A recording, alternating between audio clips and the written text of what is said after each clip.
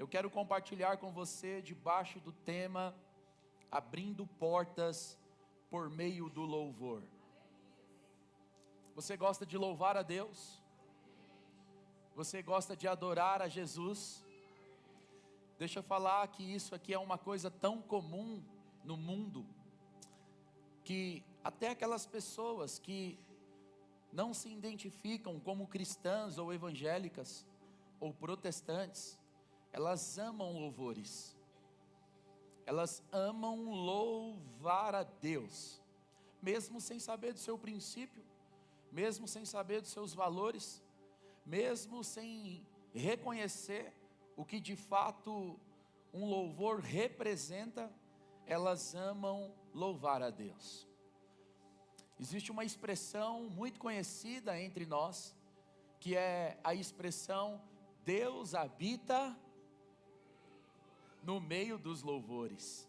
Essa expressão é uma expressão bíblica do Salmo de número 22 e do versículo de número 3, que diz: porém tu és santo, tu que habitas entre os louvores de Israel. De fato, Deus habita no meio dos louvores. Agora deixa eu te perguntar, você tem louvado a Deus? Você tem adorado ao Senhor constantemente? Tem adotado essa prática como uma prática benéfica, saudável, corriqueira, costumeira? Você tem o costume de adorar Jesus? Hoje nós vamos aprender um pouco sobre essa poderosa arma que é capaz de abrir portas que talvez ainda estejam fechadas diante de nós. Eu estou dizendo que hoje você vai sair daqui com algumas portas abertas, porque o teu louvor tem poder de abrir portas. E nós vamos olhar para a palavra de Deus e vamos entender a revelação dessa palavra. E sobre essa palavra que eu vou ministrar, eu quero declarar sobre você. Você vai sair daqui para fazer declarações de louvor poderosas, e quando você fizer declarações poderosas de louvor e de adoração, eu quero declarar em fé aqui, que você verá as portas se abrirem diante de você, em nome de Jesus. Fala, eu verei as portas se abrirem diante de mim. Louvar, amados, é honrar a Deus. É uma expressão de honra àquele que é digno. Mas louvar, segundo a palavra de Deus, não é apenas honrar, é também temê-lo. É justamente essa a revelação que encontramos em Provérbios, capítulo de número 9 e versículo de número 10. O texto diz que o temor do Senhor é o princípio da sabedoria. Qual é o princípio da sabedoria? O temor. O temor do Senhor é o princípio da sabedoria. Como é que Jesus aplica o temor na sua prática de adoração? Mateus, capítulo de número 4 e versículo de número 10, vai mostrar a última fase da tentação de Jesus. Jesus, ele é levado pelo Espírito ao deserto para ser tentado, e essa tentação tem 3 etapas, e na última etapa, e talvez a mais dura das etapas, porque há um ditado que água mole e pedra dura, tanto bate até que fura, né? O diabo está tentando replicavelmente fazer Jesus desistir da obra e pecar contra o Senhor. Ele está insistindo, ele está batendo, porque essa é a função da tentação.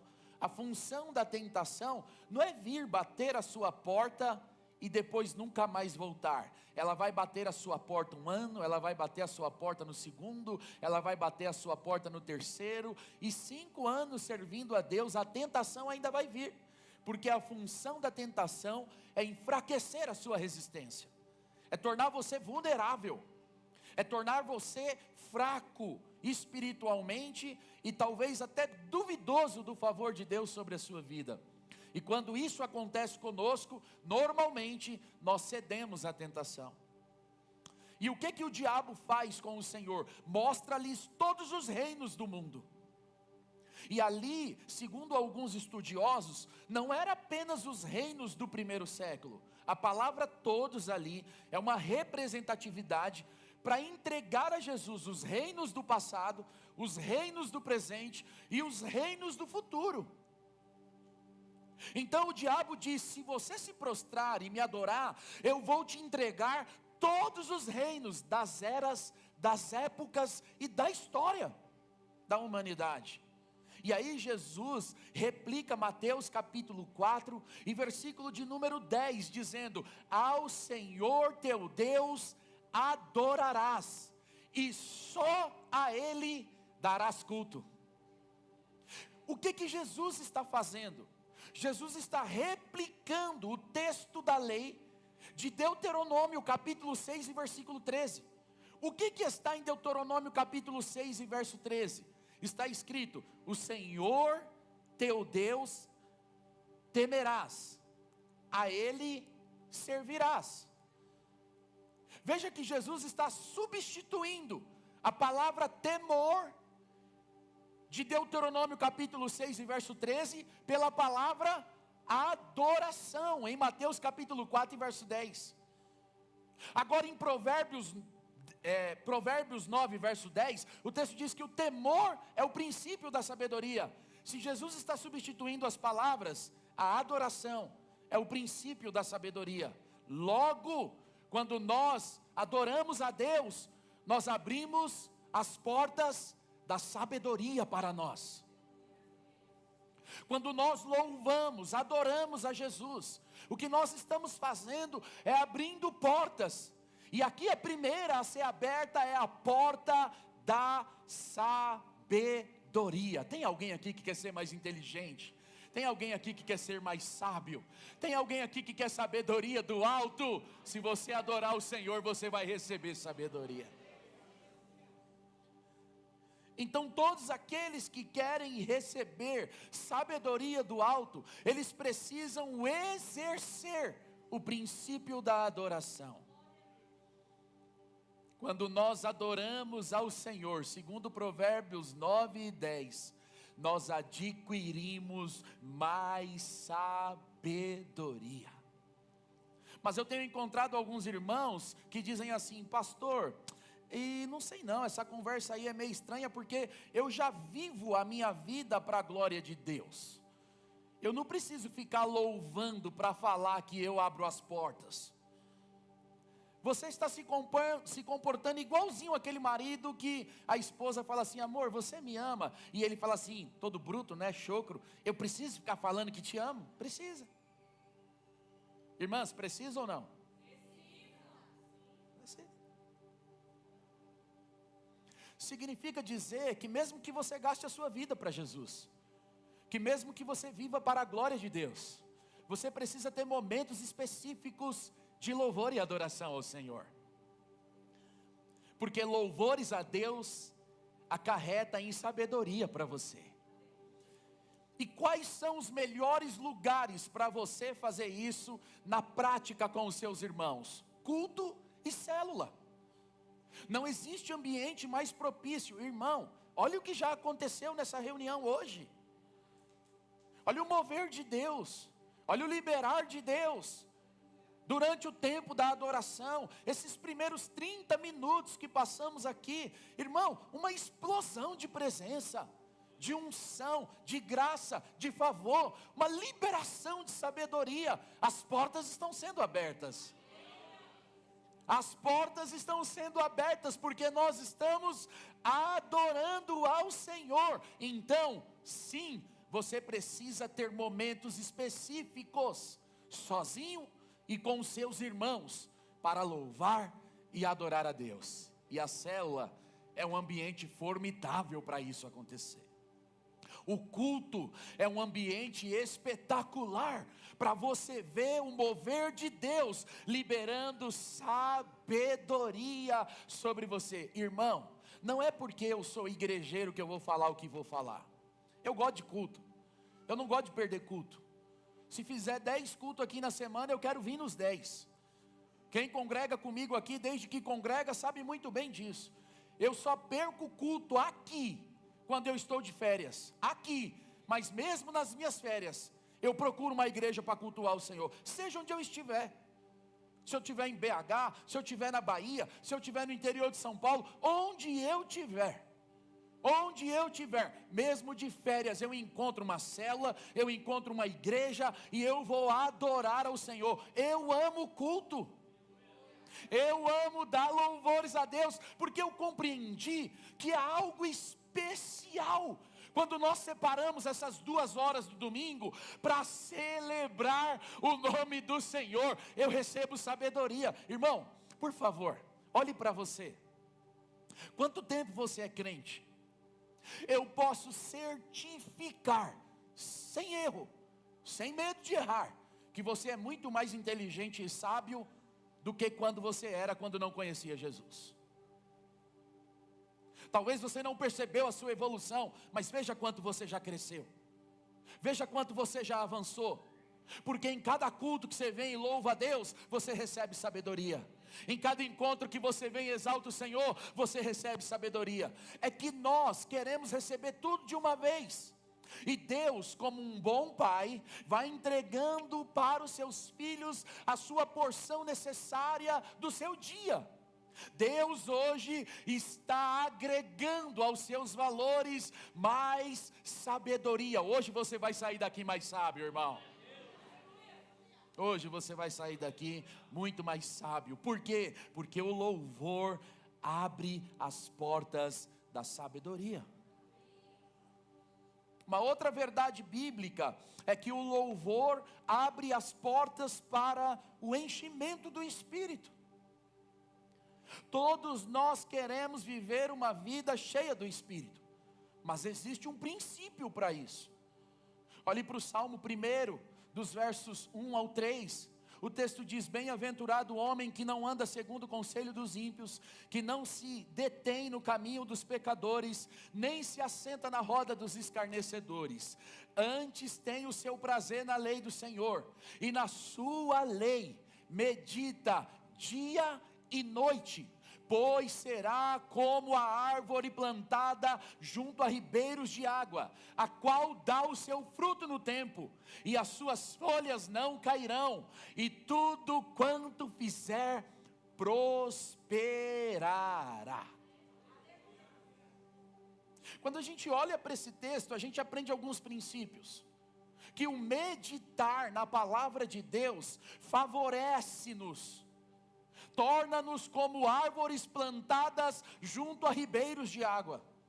Quando a gente olha para esse texto, a gente observa que quem medita na palavra se torna mais saudável, se torna mais frutífero. Quem medita na palavra, então recebe saúde, prosperidade e frutificação. Essa é a herança de quem medita na palavra do Senhor. Agora, quando você vai estudar os rabinos judaicos, eles dizem que uma das formas de você meditar na palavra é cantando, porque é uma das formas que você tem de avolumar a palavra no seu coração.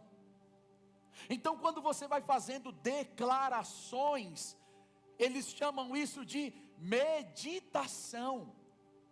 Eles compreendem um princípio que favorece a vida espiritual deles, e isso está plenamente de acordo com o que Paulo ensina. O que é que o apóstolo Paulo ensina? Que a maneira bíblica de sermos cheios do Espírito é falando. Efésios capítulo de número 5 e versículo de número 18 e 19 vai nos ensinar esse princípio.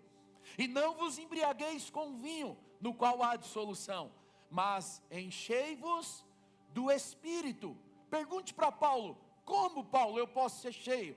Paulo responde: falando entre vós com salmos. O que são os salmos?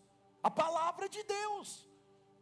Aquele que medita na palavra, aquele que olha a palavra, que canta a palavra. Paulo diz: falando entre vós com salmos, entoando e louvando de coração ao Senhor, com hinos e com cânticos espirituais. Quando você canta, você se enche do Espírito. Quando você louva a Deus, o Espírito Santo toma você, irmão. Então tem muita gente vazia, porque não quer cantar, porque não quer louvar, porque não quer adorar. Mas a partir de hoje eu quero declarar sobre você, que você vai valorizar os momentos preciosos da adoração, do louvor. Porque é nesses momentos, são nesses momentos, que nós temos a oportunidade de viver a vida cheia do Espírito Santo. Porque o louvor abre as portas para o enchimento do Espírito. As portas do transbordar é aberta com louvor. Você tem a chave. Você tem a chave. A maçaneta está nas suas mãos. A chave está nos seus lábios. Você pode abrir as portas que derrama chuvas torrenciais do Espírito sobre a sua vida, amado. Eu não sei se você quer sair daqui cheio. Eu não sei se você quer sair daqui transbordando, mas a minha dica é, nós ainda vamos cantar no final, nós vamos ter mais uma canção. Quando nós cantarmos, nós vamos fazer uma experiência juntos, nós vamos ver isso acontecendo na prática. Enquanto nós cantamos, nós vamos desejar o enchimento, e eu quero certificar, e eu quero garantir, e eu quero declarar, concordar em fé, Deus vai nos encher do teu Espírito. Deus vai nos encher do teu Espírito.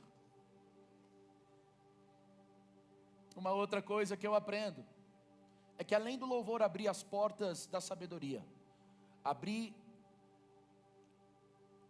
as portas do enchimento do Espírito, o louvor também abre as portas do favor de Deus, que chamamos de graça.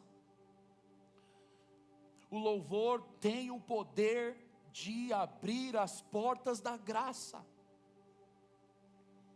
Veja, você está só adorando a Deus, de todo o seu coração, e nisso não tem mérito nenhum, e mesmo assim Deus decide te abençoar.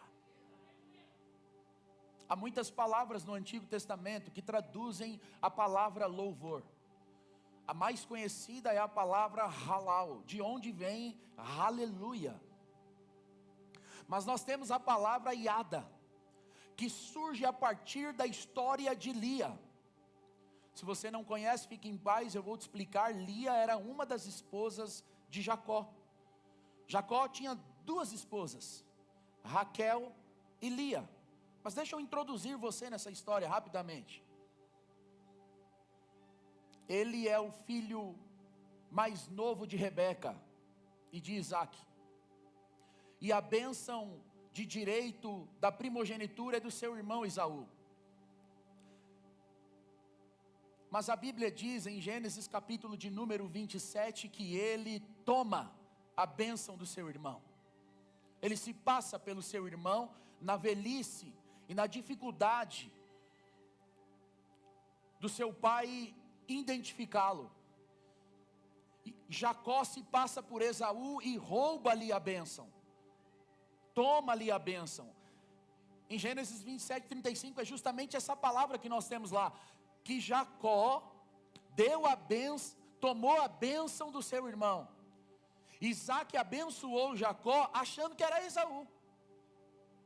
O seu irmão Esaú fica muito furioso e fala: eu vou matar ele, vou acabar com a vida dele. O que ele faz? Ele foge para Padã Arã, também chamado na Bíblia de Arã, as terras do seu tio Labão. E quando ele chega lá em Arã, ele se apaixona pela filha mais jovem de Labão, sua prima Raquel. Ele fica encantado com ela. Aliás, a Bíblia diz que ela era uma mulher vistosa, bonita, formosa. A Bíblia fala assim de Raquel. Ele ficou tão apaixonado, enlouquecido por Raquel, que ele se dispôs a trabalhar 7 anos para tê-la por esposa. O seu tio concordou, ele trabalhou 7 anos. No dia do casamento, o tio inverteu as filhas. Falou, não, nosso costume aqui é dar a mais velha primeiro e não a mais nova. Então você vai se casar com Lia. Só que Jacó não amava Lia. Jacó então disse, então eu trabalho mais 7 anos por aquela que eu amo. Que cara apaixonado, hein, irmão? Sim ou não? O cara amava de verdade Raquel. E a Bíblia diz que Jacó amava profundamente Raquel. O amor de Jacó só via Raquel. Para onde ia era Raquelzinha, meu chuchu, meu bem. Era Kel daqui, Kel dali, Kelzinha. O homem estava possuído de amor. Trabalhou 14 anos por uma única mulher. E nesse contexto, quem está inserida? Lia, abandonada. Não foi alvo do amor de Jacó. A Bíblia não diz que Jacó se apaixonou intensamente por Lia. E aí o que Lia faz? Ela tenta chamar a atenção de Jacó. Ela começa a pensar, arquitetar, harmonizar. Ela começa a dar o seu jeito. E um dos jeitos que Lia deu foi gerar.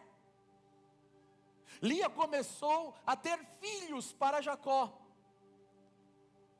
E em cada posição dos filhos de Jacó com Lia, ela tenta conquistar o amor de seu marido. E aonde a gente vê isso? Em Gênesis 29, a partir do verso 31. Olha o que o texto diz. Vendo o Senhor que Lia era desprezada, fê-la fecunda, ao passo que Raquel era estéril. Concebeu, pois, Lia e deu à luz um filho, a quem chamou Ruben, pois disse, o Senhor atendeu a minha aflição, por isso agora me amará o meu marido. Qual que é a intenção dela? Não é gerar filho. A intenção dela é obter o amor do seu marido. Por isso agora me amará o meu marido. Esse é o primeiro filho. Ela não parou por aí. O verso 33 diz, concebeu outra vez e deu à luz um filho. E disse, soube o Senhor que era preterida. Sabe o que é preterido? Desprezado. Baixou aqui uma autocomiseração em Lia agora. E ela disse, até que enfim Deus olhou para mim e viu o meu desprezo. E me deu mais este, e chamou-lhe Simeão. Verso 34, outra vez concebeu Lia e deu à luz um filho e disse, olha ela de novo, tentando dar um jeito, conquistar um marido, querendo ser amada, bichinha só queria o amor.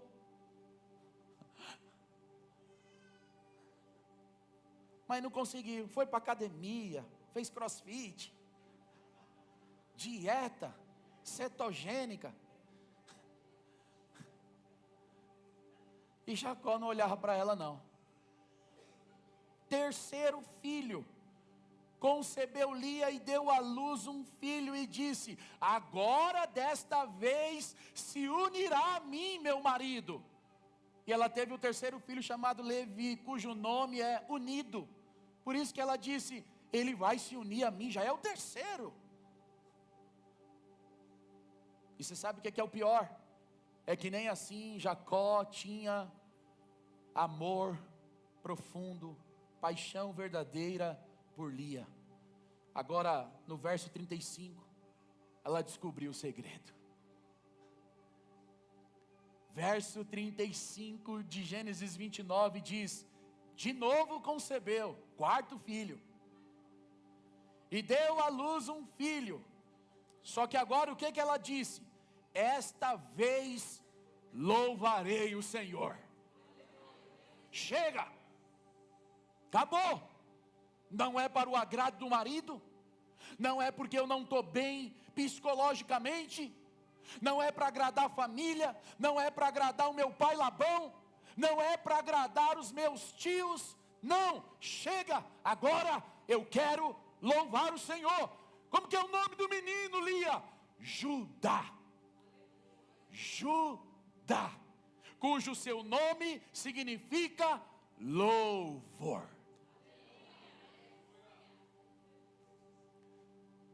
ela entendeu o segredo. Gerou um filho e disse: com esse filho meu marido me amará. Não amou. Gerou o segundo filho e disse: o Senhor sabe a minha intenção, e me deu o segundo filho. Jacó não tinha paixão por ela. Gerou o terceiro e disse: o nome dele vai ser Levi, porque agora o meu marido vai se unir a mim. E nada aconteceu. Sejam verdadeiros. Não é assim que muitas vezes acontece conosco? A gente tenta dar um jeitinho, nós buscamos uma estratégia, nós pensamos que sabemos as manhas, e a gente diz: eu tenho a manha, deixa comigo, eu sei como faz o Paranauê. Sabe nada, filhão. Você precisa se render a quem sabe. Você precisa se entregar a quem conhece cada milímetro de sua vida. Quantas vezes você tentou uma estratégia natural? Quantas vezes você tentou fazer algo fora da dependência de Deus? Quantas vezes você buscou uma solução para a sua infelicidade nas coisas passageiras desse mundo, e achando que estava fazendo a coisa certa? Não tem como. Se não houver adoração, se não houver louvor, se não houver entrega, não haverá resultados, meu irmão. Ela então decidiu tomar uma nova posição, um novo comportamento. O que Lia fez? No quarto filho, ela mudou a sua atitude. Ela disse: eu vou louvar o Senhor. Eu não vou me importar com o que o meu marido pensa de mim. Eu só vou louvar o Senhor. Lembra das palavras para louvor que aparecem no Antigo Testamento? A primeira é halal, a segunda é yada. Justamente essa é a palavra que ela usa para dar o nome ao seu filho Judá, que significa louvor. Ela decide apenas louvar o nome do Senhor, enquanto nós ficarmos tentando impressionar os outros, nenhum resultado vai vir para nós. Mas quando você impressionar a Deus com o seu louvor, Deus vai se encarregar de resolver as situações que cercam você.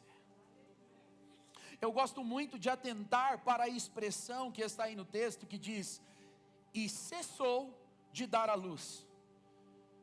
Ela gerou Judá e cessou. Por quê? Porque tem algumas coisas na minha e na sua vida que só irão cessar quando você adorar a Deus. Ah, pastor, eu não sei porque eu passo por isso. Deus está te revelando agora. Tem coisa que você está arrastando há muito tempo com a barriga. Tem coisa que você está empurrando há muitos dias, e hoje Deus está te dando a ferramenta. Você precisa louvar o nome do Senhor. Yada, Yada, Judá, louvor, adoração. Agora, veja o que é interessante notar. Quando nós vamos para o fim da vida de Jacó, Gênesis de número 49, Jacó tem um desejo e quer fazer justamente um pedido aos seus filhos. Jacó está prestes a morrer e ele vai fazer o seu último pedido. Segundo Gênesis capítulo 29, Jacó amava Raquel. Mas quando você lê Gênesis 49, olha o que o texto diz. Estão comigo ainda aqui, amém? Aqui não tem conversa fiada não, aqui é Bíblia nos irmãos, viu? Quer ouvir a palavra ou não? Glória a Deus. Vem com o negócio de iPhone para cá não. Já estou cansado de ouvir John, iPhone, você abre o YouTube, né? Só essas boqueiras aí. Gênesis capítulo 49, verso de número 29. A seguir, Jacó deu-lhes essas instruções: estou para ser reunido aos meus antepassados. O que ele está dizendo? Estou prestes a morrer. Quem são os seus antepassados? Abraão e Isaac. o seu avô e o seu pai. Sepultem-me junto aos meus pais na caverna do campo de Efron, o Hitita, na caverna do campo de Macpela, perto de Mamre, em Canaã, campo que Abraão comprou de Efron, o Hitita, como propriedade para sepultura. Preste atenção no versículo de número 31. Ali foram sepultados quem? Abraão e Sara, sua mulher, Isaque e Rebeca, sua mulher. E olha o que Jacó diz: ali também sepultei Lia. Jacó não está pedindo para ser sepultado com Raquel. Alguma coisa aconteceu depois do nascimento de Judá, que fez Jacó se apaixonar tão profundamente por Lia, que o desejo, o último pedido do homem é ser sepultado ao lado daquela que adorou o nome do Senhor com seu filho. Oh, irmão, não sei se você está compreendendo isso aqui não. Alguma coisa acontece que a gente não explica. Quando você adora a Deus de todo o coração, Deus se encarrega de tomar o curso de sua vida. Esse é o poder do louvor. Esse é o poder da adoração. A mulher que era preterida, a mulher que era desprezada, a mulher que era abandonada, ela viu o seu marido trabalhar 7 anos por outra mulher. Agora o seu marido está dizendo: não me sepultem ao lado de Raquel, me sepultem ao lado de Lia. Meu Deus, meus irmãos. Sabe quando a Bíblia diz que Deus é Deus de Abraão, de Isaque e de Jacó? A figura ali está voltada para a paternidade, para a figura masculina, mas não abdica as suas companheiras. O Deus que é Deus de Abraão é Deus de Sara. O Deus que é Deus de Isaque é Deus de Rebeca. E o Deus que é o Deus de Jacó é o Deus de Lia, meus irmãos. Oh Jesus, quem entende isso adora o nome do Senhor aqui.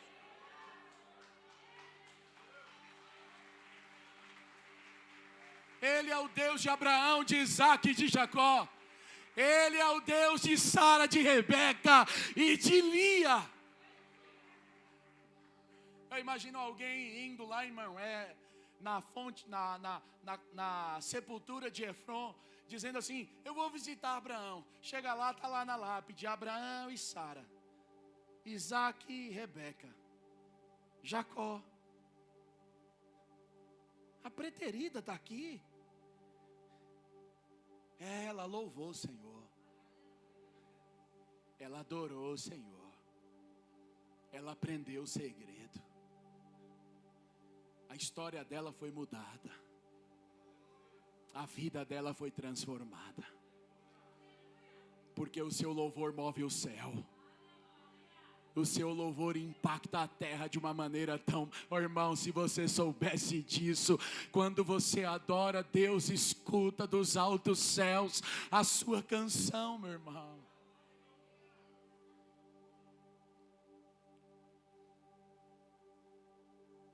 O louvor tem o poder de abrir as portas da graça. Se você louvar a Deus de todo o seu coração, Ele vai satisfazer o desejo do seu coração. Qual era o desejo do coração de Lia? Ser amada por Jacó. E o que diz o Salmo 37, verso 4? Agrada-te do Senhor, e Ele concederá o desejo do teu coração. Tem crente aqui para dar um glória a Deus aqui?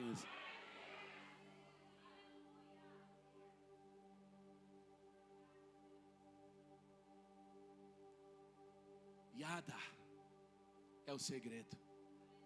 Judá, louvor.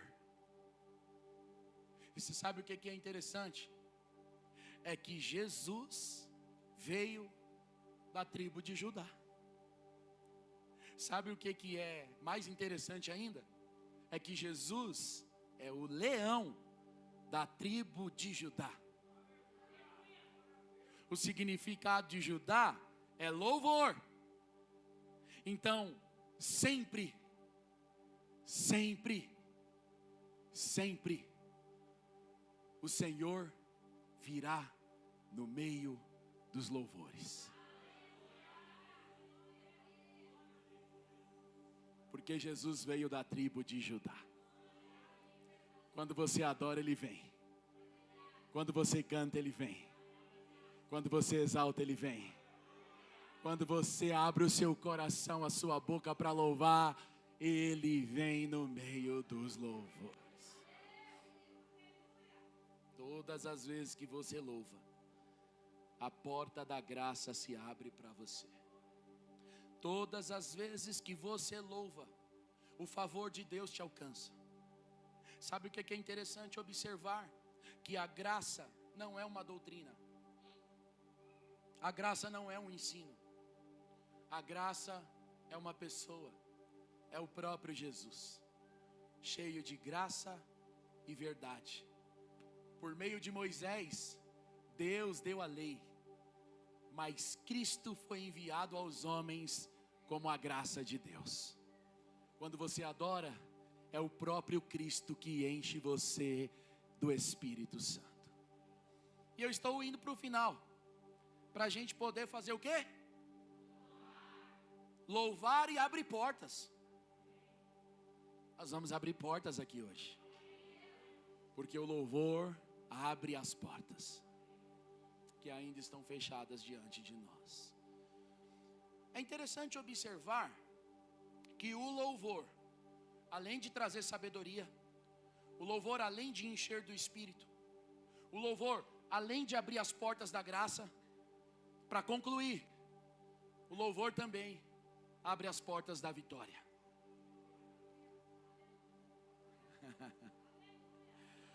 O louvor abre as portas da vitória, pasmem.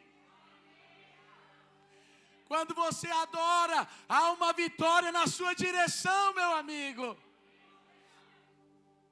Quando você louva, Deus dispõe a bênção para ir ao seu encontro. Não é fantástico isso? Olhe para a palavra de Deus e aprenda isso para a gente encerrar. Há dois momentos marcantes na trajetória da liderança do povo hebreu. Uma é com Moisés, a outra é com Josué. Com Moisés, está na trajetória da saída do Egito para Canaã.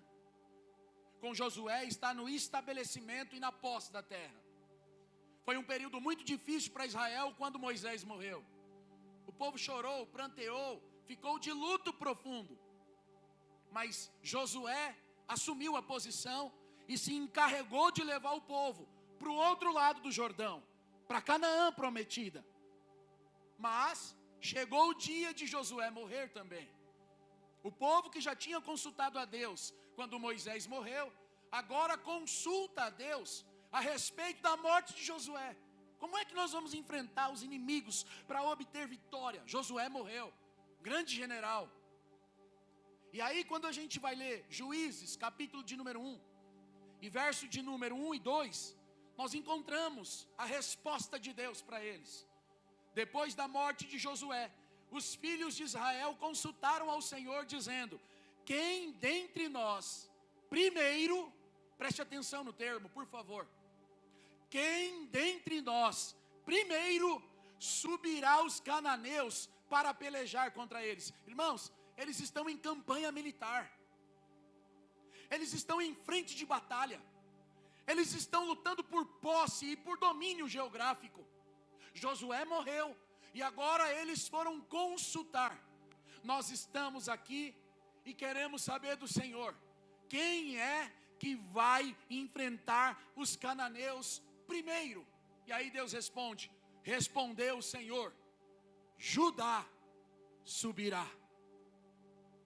Eis que nas suas mãos entreguei a terra. Cada vez que o povo de Israel partia de qualquer região do deserto, a primeira tribo a avançar era a tribo de Judá. Mas aqui nós encontramos um princípio espiritual que devemos praticar. É um princípio espiritual. Lá era físico, aqui é espiritual. Lá, uma tribo de homens robustos e valentes, a tribo de Judá, avançava para conquistar território. Aqui nós já descobrimos que, segundo Lia, o termo iada para ajudar é louvor. Se você quer conquistar a vitória, quem tem que ir primeiro não são as armas, nem os escudos, mas a adoração. Se você quer conquistar, se você quer ser vencedor, se quer que as portas das vitórias se abram para você, escute o que eu estou te dizendo. Não vá com espada, nem vá com lança ou escudos, vá com a sua adoração. Quem vai primeiro, pastor? O louvor. É Judá que vai primeiro.